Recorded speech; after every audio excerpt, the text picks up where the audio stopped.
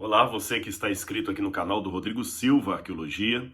Estou tentando cumprir a minha promessa de colocar o segundo vídeo semanal. Espero que eu consiga fazer isso nas próximas semanas. Eu estou nesse momento num hotel aqui no Rio de Janeiro.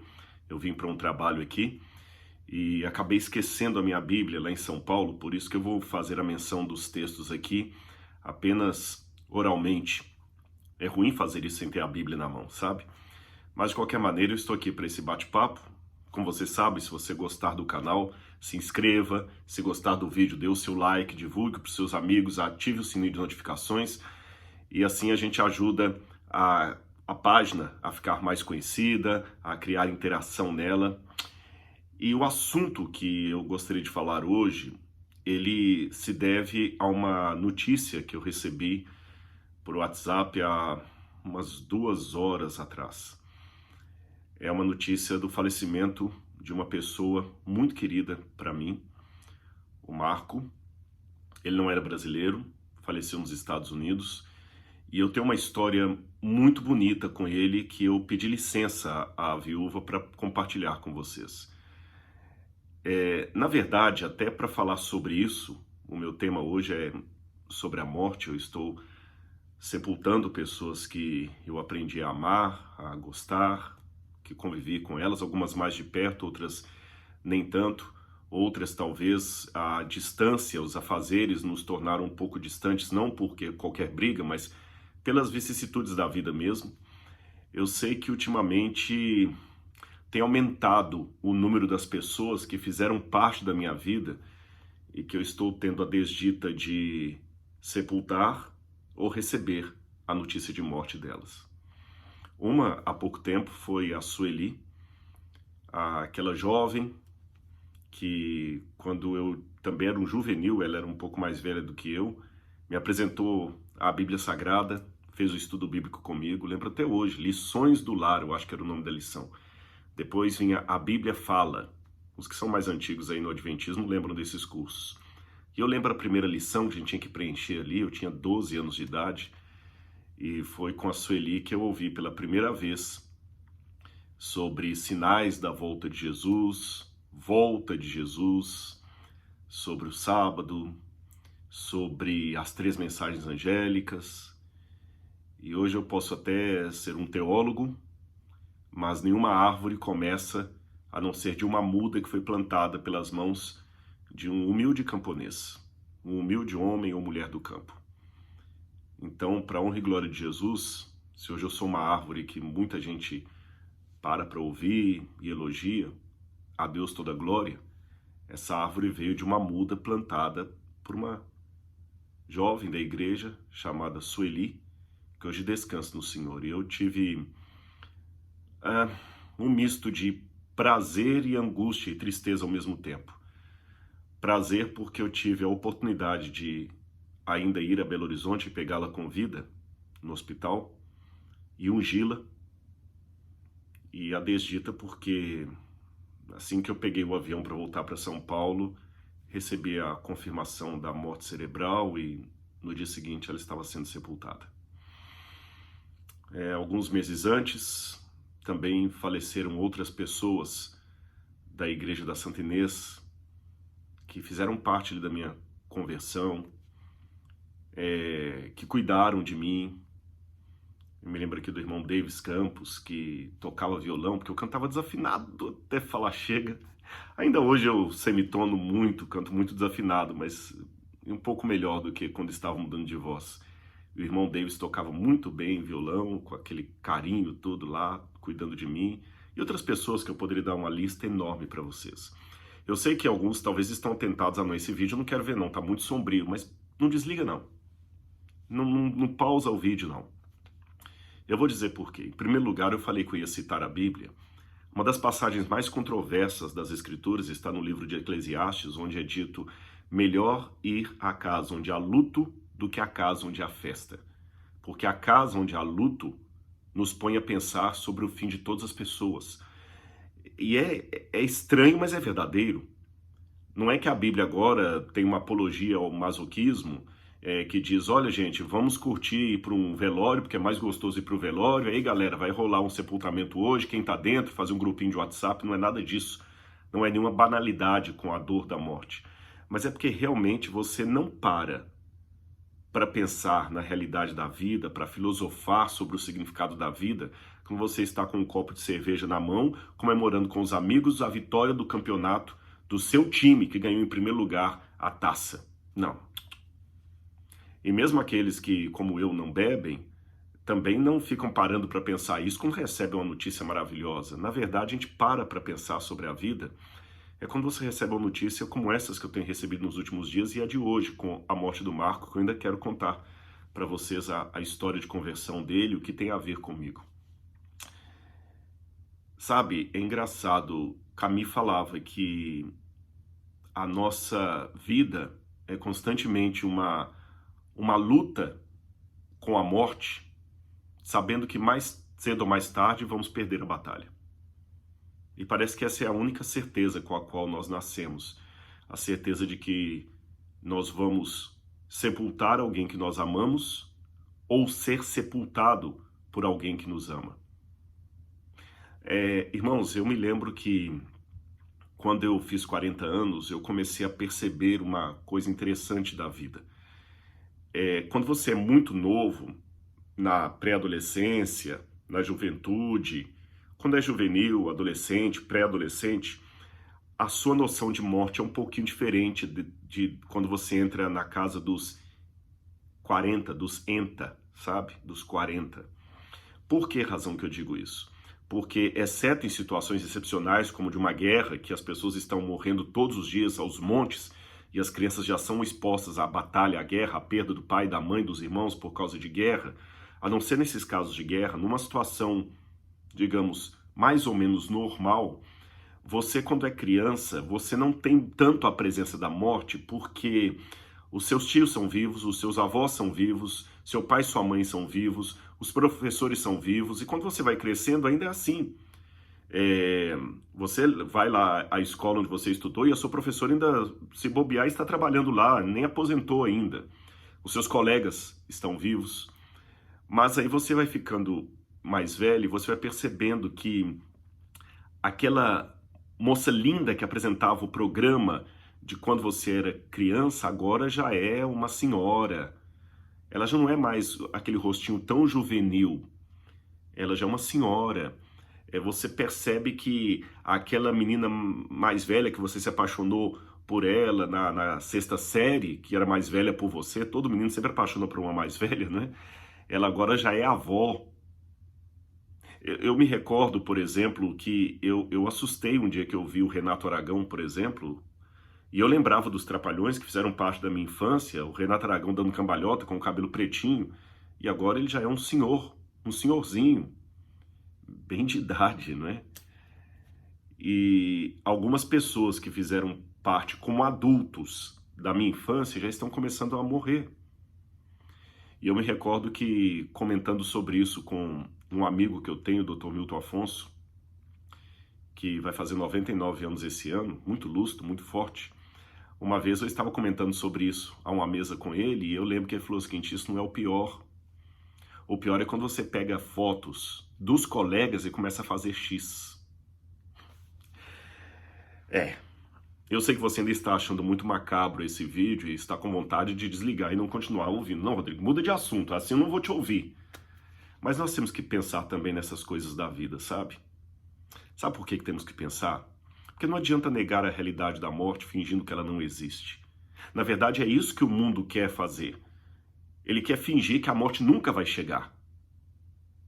Mas ela vai chegar. Mas é aqui que vem a minha boa notícia. Eu fico muito feliz por não ser um ateu, nem um agnóstico. Porque assim eu sei o que dizer para alguém que perdeu um ente querido ou o que dizer para mim mesmo quando eu perco um ente querido. A morte não é definitivamente o fim. Isso não quer dizer que essa simples frase de significado profundo, mas é uma frase simples, que ela vá tirar toda a dor que alguém esteja tendo no momento em que perde um ente querido. Não significa isso. Não significa isso. Eu não sou ingênuo ou inconsequente a ponto de achar que é só dizer para um enlutado, não, a morte não é o fim, que ele vai parar de chorar e vai voltar à vida normal. Não, não, não. Pelo contrário, muitas vezes na minha vida eu percebi que eu confortei mais as pessoas quando eu chorei com elas do que quando eu fiquei dando explicações ou frases prontas. Às vezes, apenas abrace a pessoa e deixa chorar. Você sabe que na hora de um luto, não é o momento para você ficar com restrições de abraço, de toque físico. Deixa a pessoa te abraçar, te agarrar ali mesmo e chorar no seu ombro. E só chore com ela, ou só a console, ou só passe a mão na cabeça e fala assim, não, isso não chora, chora. Chora à vontade. Você tem que respeitar a dor do outro, não banalizá-la. Mas em meio ao respeito, eu também posso dar algo para ela que é mais do que simplesmente um paliativo. É uma esperança real. A morte não é o fim. E por que eu sei que a morte não é o fim? Bom, em primeiro lugar, porque a Bíblia assim me revelou, os que estão em Cristo, ainda que estejam mortos, viverão. Foi o próprio Senhor Jesus que falou isso. Ele prometeu que ele era o caminho, a verdade e a vida. O Apocalipse também fala que nós não precisaríamos temer essa morte, porque essa morte será vencida pela ressurreição, trazida pelo Cordeiro por Cristo. Devemos temer a segunda morte, aquela do qual não há escapatória. Mas como você e eu estamos vivos, podemos aceitar a graça de Cristo para não passar pela segunda morte. Então isso é uma boa notícia. A morte é uma separação temporária. Então eu graças à Bíblia sei disso, mas não somente graças à Bíblia. Eu também gostaria aqui, de público, de agradecer aos estudiosos do comportamento humano, sejam eles biólogos, psicólogos, antropólogos. Por quê, Rodrigo? Sim, porque vocês me ensinaram que a natureza é sábia. E tudo aquilo que o meu organismo precisa para sobreviver, ele instintivamente procura por aquilo. Não só o meu organismo, qualquer organismo vivo. Eu ainda me recordo das aulas lá do primário, em que a gente tinha aquele costume de pegar uma caixinha de sapato, aquelas experiências de criança, pegava a caixinha de sapato, colocava, fazia um buraco com um prego assim, para entrar só um fio de luz, e colocava um feijão, um broto de feijão para germinar ali dentro no algodão, acho que era álcool que a gente colocava, nem lembro mais. E a gente ficava observando como é que o feijão, ele ia crescendo em direção do buraquinho. E a gente achava incrível aquilo. Aí a professora aproveitava o experimento para mostrar que a planta já tem a necessidade da luz solar. E por causa disso, como está na célula dela programada a necessidade da luz solar, ela já cresce buscando a luz solar. Não precisa ninguém ensinar isso para a planta. A planta não tem cérebro para aprender coisa como nós temos na escola, que temos que aprender matemática, essas coisas. Planta não tem cérebro, mas parece que já está programado dentro dela. E por que ela busca a luz solar? É porque alguém escreveu no DNA da planta a informação: busque a luz solar para você viver. E se ela tem que buscar a luz solar para sobreviver, é porque a luz solar existe. Em outras palavras, não há nada na natureza que o meu organismo, que um organismo vivo precise e que não exista. Isto do ponto de vista biológico, mas do ponto de vista emocional é a mesma coisa. É a mesma coisa. Freud, na psicanálise, dizia que a carência que nós temos de Deus é porque nós somos carentes de um pai universal, da figura de um pai universal. Mas de onde veio essa carência do pai universal? Se existe a carência, é porque o objeto da carência também existe. Tartarugas marítimas, aquelas tartarugas marinhas do Projeto Tamar, quando os ovinhos eclodem na areia, elas vão rapidamente, instintivamente, para a água, porque elas sabem que a água existe. Ora, se esse desconforto da tartaruguinha do mar com a areia, ou da planta com a escuridão, são uma prova de que a luz solar e o mar existem, o meu desconforto com a morte, com a efemeridade, com o lado de cá da eternidade, é uma prova de que existe o objeto que complementa o meu desconforto. Perceberam? E não adianta alguém dar uma agora de super-herói e falar, não, isso é vocês cristãos, eu não tenho medo de morrer, eu não estou falando de você. Eu estou falando da morte de um modo geral. Mesmo aquele que fala que não tem medo de morrer, teme perder alguém que ele ama para a morte. Muito ateu que fala, não, isso é coisa de cristão. Eu sei que eu vou viver e morrer e acabou, tudo bem. Eu quero ver ele falar com tanta tranquilidade que não tem medo da morte, quando ele souber que a filhinha dele, de 10 anos de idade, está com um tumor no cérebro. Em outras palavras, quem foi que escreveu no nosso DNA que criança e leucemia não combinam na mesma frase, ainda que a gramática dos homens o permita? Se a morte é uma consequência natural da vida, tão natural quanto dormir, comer ou bocejar quando está com sono, eu deveria estar acostumado com a morte, afinal de contas, todos morrem, todos os dias. É a única estatística onde 100% dos que vivem morrem. Não tem margem de erro para mais ou para menos. Mas essa inconformidade com o tema da morte, para mim é um indício de que há algo além dessa vida. E Deus, ao longo da minha trajetória, vai me dando provas disso. E uma delas foi através do Marcos. O Marcos, que agora dorme no Senhor, eu o conheci de uma maneira muito interessante.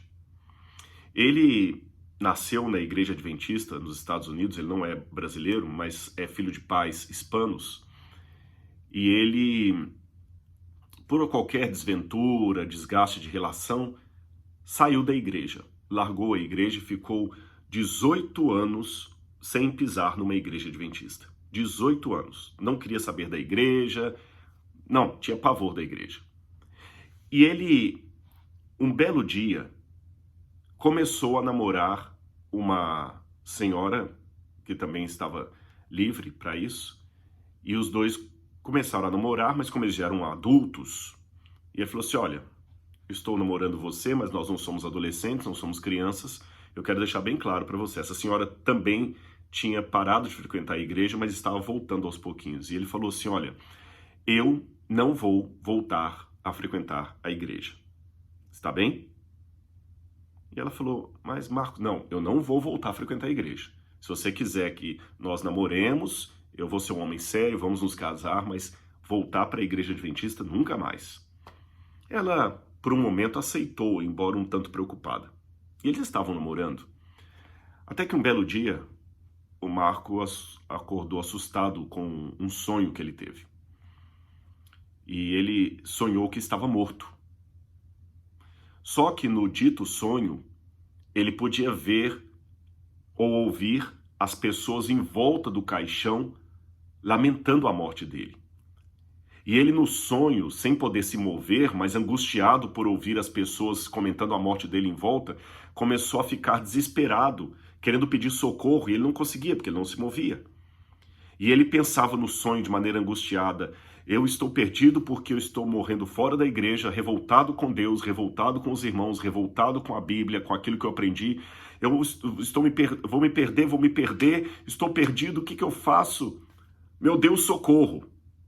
E nesse momento, no sonho, ele sentiu a presença de um anjo chegando à cabeceira do caixão onde ele estava deitado. E o anjo falou com ele assim, no sonho, procure hoje uma igreja adventista do sétimo dia, porque eu mandarei um servo lá para dar a mensagem que você precisa ouvir. E aí esse anjo sai da cabeceira e vê uma outra presença, ele não conseguia ver, ele só ouvia. E esta sombra que chega começa a pregar. E ele ouve um pedaço da pregação e acorda. Ele acordou e foi trabalhar, mas angustiado com aquele sonho o dia inteiro, era uma quinta-feira à noite. Quando ele falou, quer saber? Se esse sonho for de Deus mesmo, eu quero achar uma igreja adventista aberta. E ele passando de carro, numa quinta-feira à noite, quem é adventista sabe, quinta-feira não é um dia regular de culto, mas havia uma igreja aberta em Washington. E ele viu que era uma igreja de brasileiros, como ele entendia o português, falei que ele era de família hispana, ele entrou na igreja e quando ele entrou ele se assustou. Era uma semana de oração, por isso que havia culto todos os dias. E o pregador tinha a mesma voz que ele tinha ouvido no sonho. E o conteúdo da pregação também era o mesmo conteúdo que ele tinha ouvido no sonho. O pregador era eu. Mas ele ainda inconformado, antes que eu terminasse o meu sermão, ele levantou e falou, não pode ser. Ele mesmo falou isso para mim, eu estava com o coração muito duro, muita raiva, muita angústia. E saiu. Mas no outro dia, incomodado, ele voltou de novo à igreja, na sexta-feira à noite. Ouviu o sermão, saiu antes, mas incomodado. No sábado pela manhã, ele foi de novo à igreja só na hora do sermão. E quando eu fiz o apelo final, ele queria se levantar e atender ao apelo, mas ele não aguentava. Ele falou que ele não aguentava, que ele ficava na cadeira assim, segurando na cadeira para não levantar à frente. Olha como é que o Espírito Santo luta com o coração das pessoas. E naquele dia eu estava muito afônico, então a esposa do pastor me tirou antes ali do púlpito e pediu que um ancião despedisse as pessoas, porque eu não estava mais em condição de falar. E ele queria falar comigo, mas como ela me tirou, ele aproveitou a situação e falou, tá vendo, eu queria falar com o pregador, já que eu não posso, então, também vou embora. Durante a semana ele encontrou com a namorada dele, a Lucy, o nome dela. E ele contou para ela o que havia acontecido. E ela falou, Marco, então Deus está te chamando, mas ele ainda estava muito duro.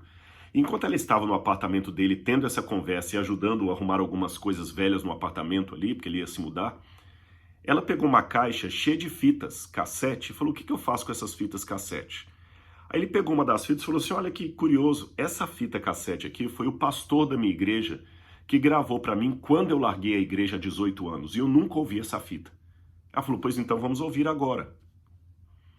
Ela colocou a fita no toca-fita e o pastor estava fazendo uma pregação para ele. E a pregação dizia muitas coisas que aconteceram depois que aquela fita foi gravada. E aquele pastor já havia até morrido. E ele falou, puxa, ele parece que está pregando isso agora, só que ele já morreu há muitos anos e essa pregação ele fez quando eu saí da igreja, eu nunca ouvi. Ela falou, então, Marco, vamos à igreja. Ela frequentava uma igreja adventista em Richmond, na Virgínia. Era no outro estado, no outro lugar. E ele, então, a contragosto, acabou aceitando ir com ela à igreja, mas sob a condição. Eu não vou para a escola sabatina, só vou assistir o culto e vamos sair antes de terminar. Ela falou, tudo bem. Quando chegaram em Richmond, na Virgínia, que ele entrou na igreja, que ele bateu o olho, por uma coincidência ou jesuicidência, o pregador era novamente eu, que estava marcado para pregar numa outra igreja. Quando ele sentou assustado, como se houvesse visto um fantasma, ele falou, é esse aí o pregador da semana passada. Ela o pegou pelo braço e falou, pois hoje você não sai daqui sem conversar com ele. E, irmãos, depois de uma conversa e uma preparação e tudo mais, eu tive o prazer de batizá-los junto com o pastor local ali em Richmond. E os dois ficaram firmes, se casaram depois e ficaram firmes na igreja, até ontem, quando ele faleceu, dormiu no Senhor. E hoje eu recebi essa notícia. Sabe, meus irmãos, eu sou cético demais para acreditar que é só coincidência. Eu não sou matemático nem estatístico, mas conheço bastante para saber que a lei das probabilidades combinadas me diz que a chance aleatória disso acontecer ao acaso, ela é muito remota.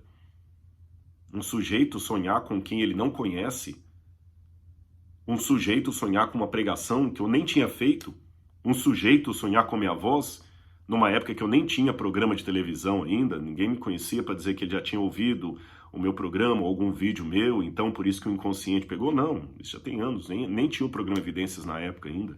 Isso acho que foi lá para o ano de 1998, 99, por aí, já tem tempo isso.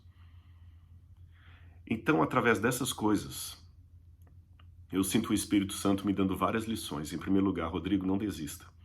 Eu ainda posso usar você. Em segundo lugar, Rodrigo, milagres ainda acontecem.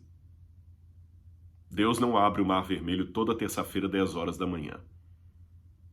Mas, num momento específico, pela soberania divina, ele decidiu fazê-lo. Nem sempre Deus vai dar um sonho revelador, nem sempre uma criança vai ser ressuscitada por Jesus ou pelo profeta Elias, mas as poucas vezes que Deus interveio já são suficientes para me fazer crer que nós não estamos abandonados e Deus ainda está aqui. Os problemas que vêm são a dinâmica do grande conflito. Se eu sofrer demais, eu não suporto, mas se eu sofrer de menos, eu não sei quão mal é o mal e não vou me desejar me livrar desse mundo. Então Deus dá aqueles vislumbres da atuação dele para mostrar que nem tudo está perdido e que se o mundo está uma bagunça, bom, eu me lembro das lojas que às vezes estão fazendo reforma e colocam uma placa para os clientes assim, desculpem o transtorno, estamos em obra. Desculpem a poeira, o transtorno, Deus está em obra. E as obras que Deus está realizando são as obras da construção de um lar para cada um de nós na Nova Jerusalém. É por isso que, ao mesmo tempo que eu termino esse vídeo com uma nota de condolências a todos os que estão perdendo algum ente querido ou já o perderam, saiba que o Apocalipse disse, bem-aventurados os mortos, que desde agora morrem no Senhor. Sim, porque as suas obras os acompanham. A semente que a Sueli plantou ainda está falando aqui. O que o Marco, a experiência que eu tive com o Marco ainda está falando aqui. E se amanhã eu mesmo for um dos que tiver que deitar ao pó da terra antes que Jesus volte, eu tenho certeza que muitas sementes também estão espalhadas aí pelo trabalho que Deus me permite realizar. Você está de luto? Perdeu algum ente querido? Fique firme no Senhor. Ele voltará. Ele voltará. E enxugará dos olhos toda lágrima. E já não haverá pranto, nem luto, nem dor, porque as primeiras coisas passaram. E eis que tudo se fez novo. É por isso que, em relação ao Davis Campos, a Sueli, ao Marco e qualquer outro que eu pudesse citar aqui, eu não digo adeus. Eu digo até logo. Jesus em breve voltará. Um grande abraço, meus queridos. Fiquem com Deus.